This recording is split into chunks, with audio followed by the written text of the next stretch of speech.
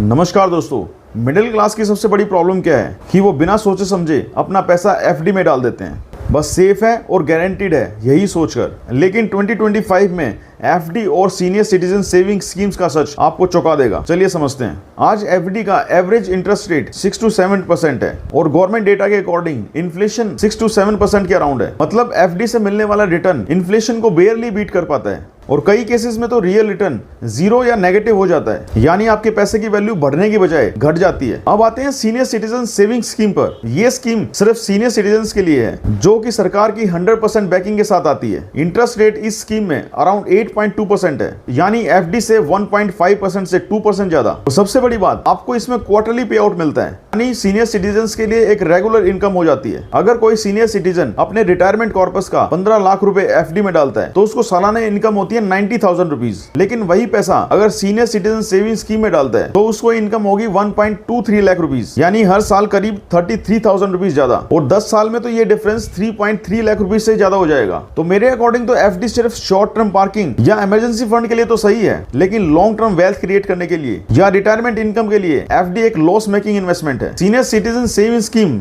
Inflation को beat करता है, गारंटीड है और सीनियर सिटीजन्स को एक बहुत बड़ा एडवांटेज देता है। इन्वेस्टर्स को अब समझना पड़ेगा कि 2025 में सिर्फ सेफ्टी देखकर इन्वेस्टमेंट करना काफी नहीं है, बल्कि इन्फ्लेशन एडजस्टेड रिटर्न देखना ही असली स्मार्ट इन्वेस्टिंग है। तो दोस्तों, सवाल है आपसे कि क्या आप अब भी एफडी में फंसे रहेंगे या फिर किसी दूसरे बेटर इंस्ट्रूमेंट में स्विच करेंगे। अगर आपको लगता है कि ये जानकारी आपकी फैमिली के लिए बहुत जरूरी है, प्लीज शेयर करें अपने दोस्तों के साथ, अपनी फैमिलीज के साथ, तो उनको भी अवेयर करें इन स्कीम्स के बारे में। और ऐसे ही फाइनेंशियल अपडेट्स के लिए हमारे चैनल को फॉलो करना ना भूलें।